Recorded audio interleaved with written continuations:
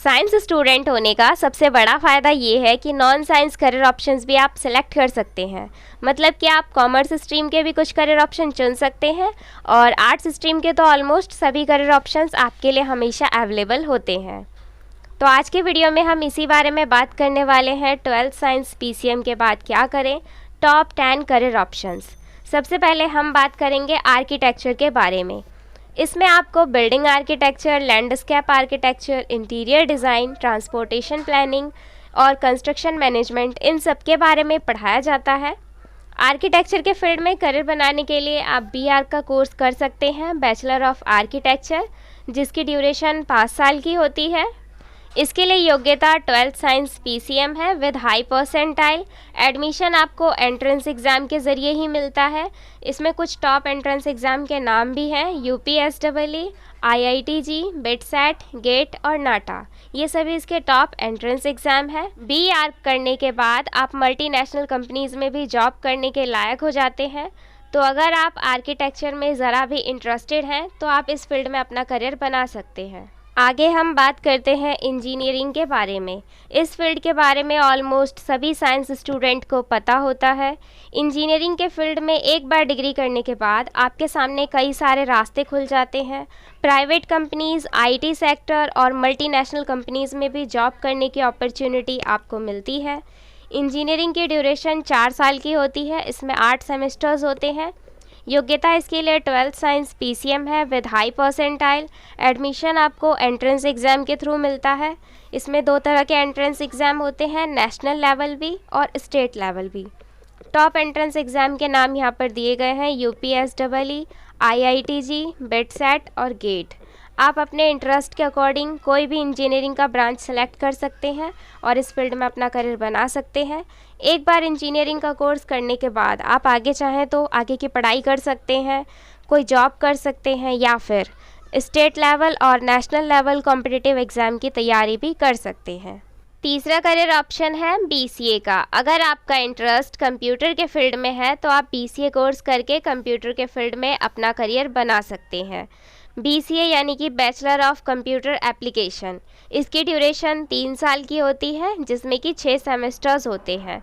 योग्यता इसके लिए 12th साइंस पीसीएम है। एडमिशन आपको डायरेक्ट भी मिल जाएगा और एंट्रेंस एग्ज़ाम के ज़रिए भी मिल जाएगा। इसमें आपको HTML, जावा, C++, सॉफ्टवेयर, ऑपरेटिंग सिस्टम और डाटाबेस मैनेजमेंट आदि चीज़ों के बारे में पढ़ाया जाता है। BCA करने के बाद एक अच्छी IT कंपनी में जॉब करने के आप एलिजिबल हो जाते हैं। आप चाहें तो BCA के बाद MCA की पढ़ाई भी कर सकते हैं। आगे हम बात करते हैं बिजनेस एडमिनिस्ट्रेशन और मैनेजमेंट स्टडीज़ के बारे में।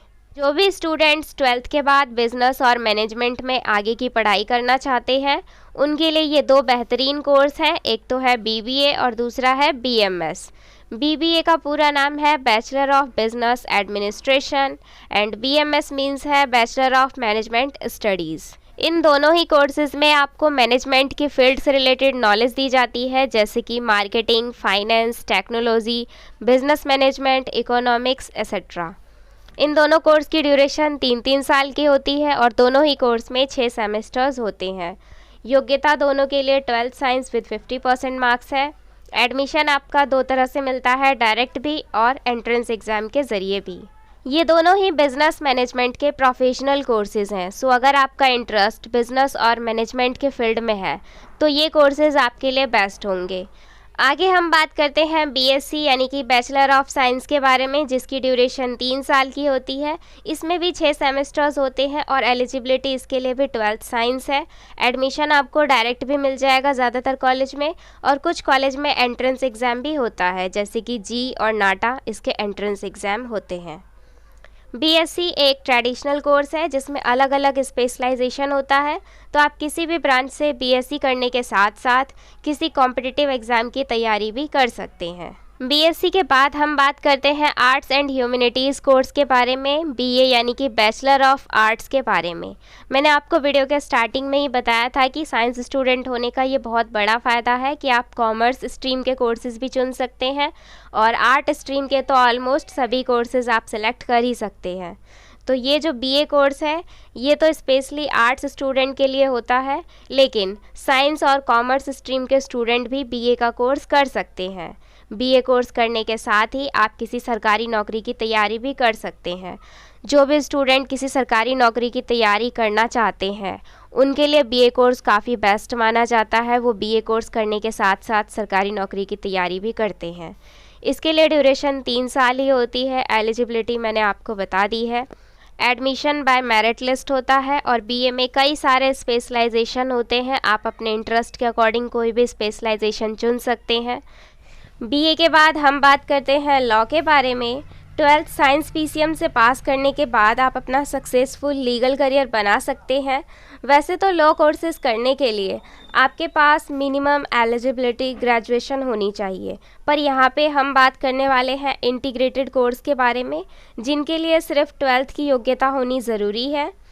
इन कोर्सेज़ की ड्यूरेशन मोस्टली 5 इयर्स की होती है। Eligibility 12th science with 50% marks है। एडमिशन आपको एंट्रेंस एग्ज़ाम के थ्रू मिलता है, क्योंकि बहुत सारे प्राइवेट यूनिवर्सिटीज़ अपना खुद का एडमिशन टेस्ट कंडक्ट कराते हैं और यहाँ पे कुछ पॉपुलर एंट्रेंस एग्ज़ाम के नाम भी दिए गए हैं जिन्हें आप दे सकते हैं लॉ इंटीग्रेटेड कोर्सेज़ में एडमिशन लेने के लिए। और यहाँ पे कुछ इंटीग्रेटेड कोर्स दिए गए हैं जिन्हें आप आफ्टर 12th कर सकते हैं, जैसे कि अगर आप बीए करना चाहते हैं और लॉ के फील्ड में भी करियर बनाना चाहते हैं तो आप 12th के बाद bachelor of arts plus bachelor of law कर सकते हैं, जिसे शॉर्ट में कहते हैं बीए एलएलबी। इसके अलावा बीटेक वाले स्टूडेंट बीटेक एलएलबी कर सकते हैं। अगर आप बीएससी करना चाहते हैं और लॉ में भी करियर बनाना चाहते हैं तो आप बीएससी एलएलबी कर सकते हैं। इस तरीके से और भी कोर्सेज़ हैं, जैसे कि BCom LLB, BLS LLB, BBA LLB. तो अगर आप लॉ के फील्ड में कुछ इस तरीके के इंटीग्रेटेड कोर्स करते हैं तो इसके लिए आपको सिर्फ 12th पास होना ज़रूरी है। लेकिन अगर आप डायरेक्ट एलएलबी करना चाहते हैं तो उसके लिए पहले आपको ग्रेजुएट होना पड़ेगा। सो अगर आप लॉ में करियर बनाना चाहते हैं जस्ट आफ्टर 12th तो आप इंटीग्रेटेड कोर्स सेलेक्ट कर सकते हैं। आगे हम बात करते हैं होटल मैनेजमेंट के करियर के बारे में। होटल या फिर हॉस्पिटलिटी मैनेजमेंट, इस फील्ड में जाने के लिए आपकी कम्युनिकेशन स्किल्स और पर्सनैलिटी सबसे ज़्यादा मैटर करती है। अगर आप 12th के तुरंत बाद कोई प्रोफेशनल कोर्स करना चाहते हैं तो आप होटल मैनेजमेंट में बैचलर्स डिग्री कर सकते हैं, क्योंकि इंडिया और अब्रॉड में भी हॉस्पिटलिटी इंडस्ट्री में काफ़ी अच्छी अपॉर्चुनिटीज़ हैं। इसकी ड्यूरेशन कोर्स पर डिपेंड करती है कि आप कौन सा कोर्स करते हैं। एलिजिबिलिटी इसकी 12th साइंस है विद 55% मार्क्स मिनिमम। एडमिशन इसका कट ऑफ बेस्ड है और नेशनल एंट्रेंस एग्ज़ाम भी इसके लिए कंडक्ट कराए जाते हैं। यहाँ पे इसके टॉप एंट्रेंस एग्ज़ाम के नाम दिए गए हैं जिसके थ्रू आपको एडमिशन मिल सकता है। और यहाँ पर हम देख लेते हैं होटल मैनेजमेंट से रिलेटेड कुछ कोर्सेज़, जैसे कि BHM bachelor of hotel management, BVOC भी कर सकते हैं आप होटल मैनेजमेंट में, BSc in hospitality and administration, BSc in hospitality travel and tourism, bachelor in hotel management and catering technology, जिसे शॉर्ट में कहते हैं BHMCT। इसके बाद है BSc in hospitality and catering services.